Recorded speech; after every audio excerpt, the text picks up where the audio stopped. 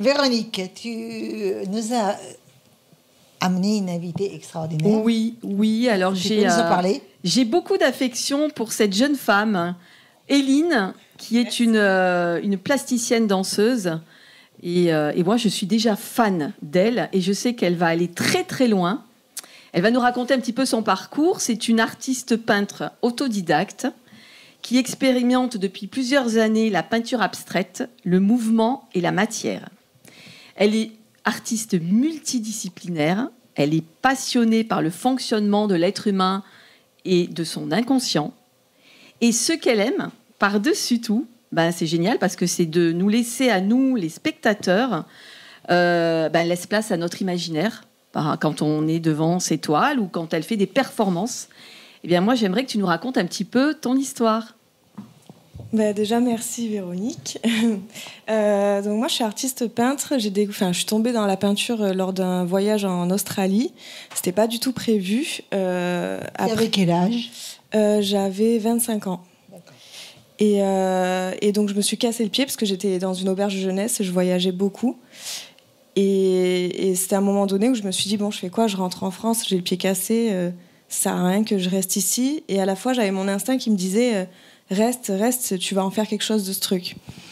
Et je suis allée voir le directeur de l'auberge de jeunesse où j'étais et je lui ai dit, faites-moi faire un truc parce que là, je suis en train de partir en dépression. J'avais le pied dans le plâtre, toute seule, sans repère, en fait, parce que les gens, ils étaient pas là pour s'occuper de moi.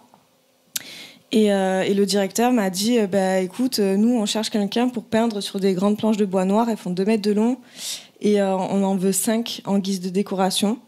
Et j'ai dit, mais j'ai jamais peint de ma vie. Il m'a dit, c'est pas grave, tu vas essayer, tu vas tenter. J'ai dit, ok, j'ai rien à perdre, j'ai que ça à faire. Et en fait, ça a été une grosse révélation parce que ça m'a beaucoup apaisée à ce moment-là. Ça a apaisé des angoisses que j'avais.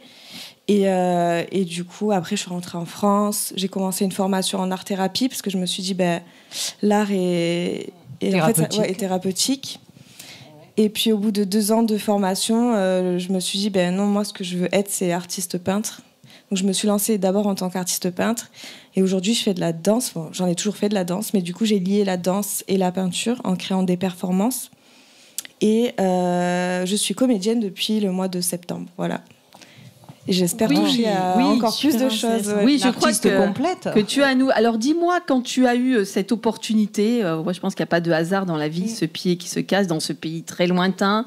On te donne l'opportunité de peindre. Tu as un style bien à toi, parce que si on regarde la toile qui est juste là, est-ce que tu avais déjà ça ?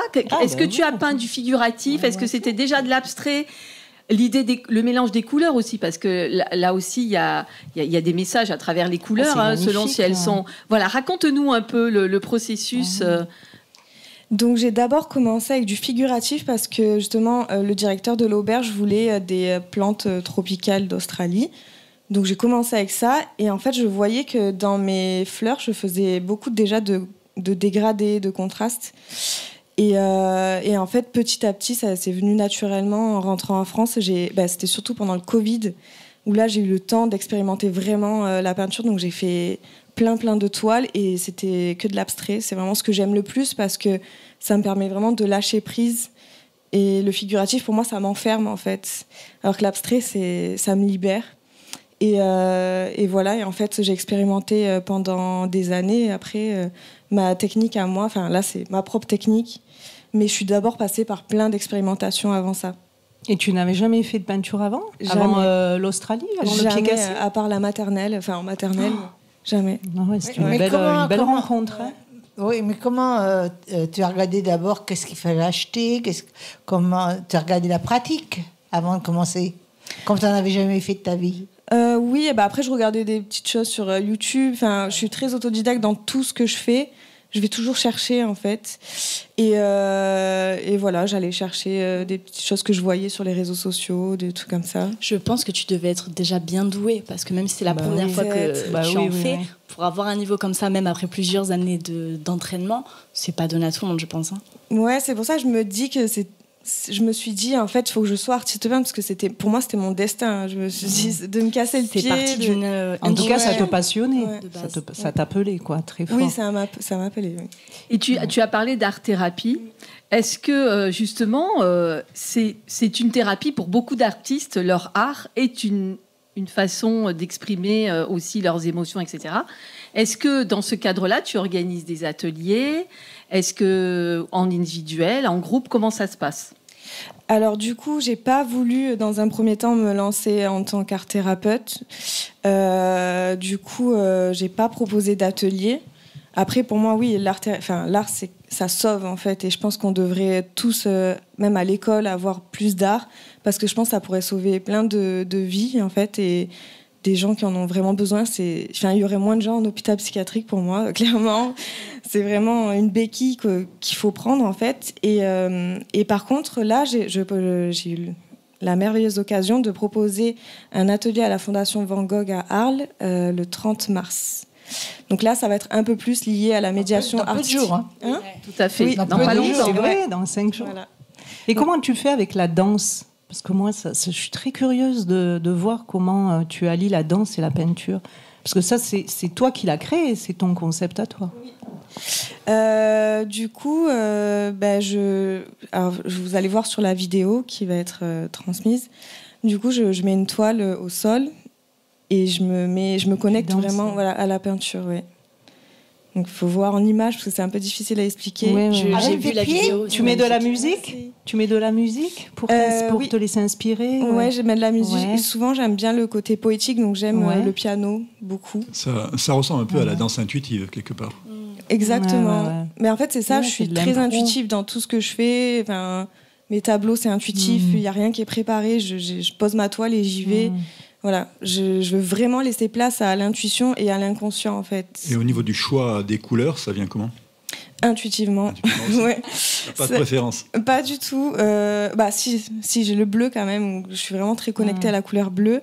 D'ailleurs, j'avais fait toute une série de tableaux bleus pendant une semaine. La période bleue, quoi. Voilà, mais vraiment, j'étais dans le bleu, quoi. Je passais mes journées dans le bleu. Et après, ça dépend, par exemple, des jours, en fait, si je me pose et je vais mettre plein de couleurs au sol et intuitivement, je vais choisir ce que j'ai envie. Oui. Tu te laisses guider. L'instrument que tu utilises, c'est quoi? C'est ton corps, c'est tes jambes, c'est tes mains, c'est un couteau? C'est tout, non? C'est tout. Ou tu laisses aller? J'espère que c'est pas tes cheveux. Tout le corps est un instrument. Tout ton être, même ton âme. Après, ça, c'est lors des performances.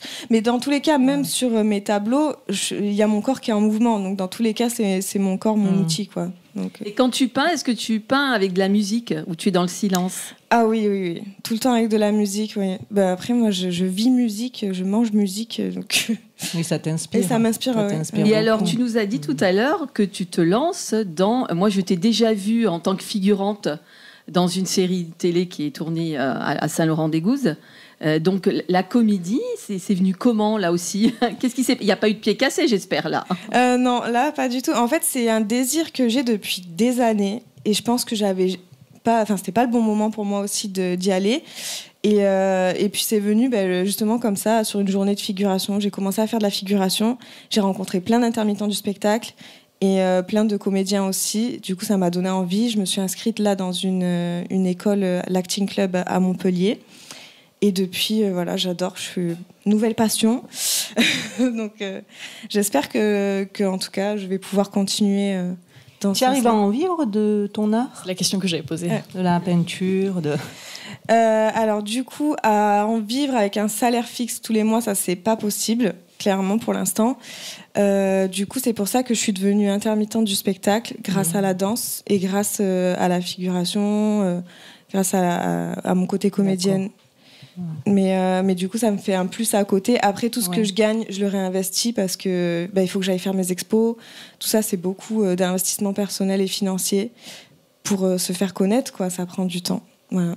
Oui, bien sûr. Et oui, tu as toutes les casquettes d'agent artistique, voilà. Et comme beaucoup d'artistes. Exactement, on a toutes les casquettes, faire, absolument. En tout cas, dans l'Australie, pour moi, tu étais dans le bon pays pour être inspirée pour la peinture et pour l'art, parce que c'est quand même une terre ancestrale. Et l'art aborigène là-bas est vraiment très présent et c'est un art qui est primitif et qui vient chercher dans l'âme en fait. Ah bah oui, les aborigènes, ils sont t'inspirer cette énergie-là. Ils sont très très connectés à la spiritualité. Tout à fait, ouais. Et c'est ça, c'est vraiment primitif, instinctif. Donc c'est vrai que c'est peut-être pas pour rien que ce soit passé là-bas, tout ça. En tout cas. Merci aux pieds cassés. Ça. Dis-moi, Éline, alors tu vas t'adresser à la caméra et tu vas nous dire où est-ce qu'on peut te trouver sur les réseaux, voilà. Du coup, vous pouvez me retrouver sur Instagram, Éline Du, et après j'ai un site internet, elinedurand.com. Et après Facebook, YouTube. Génial. Partout. Merci. Merci beaucoup. Merci. Voilà.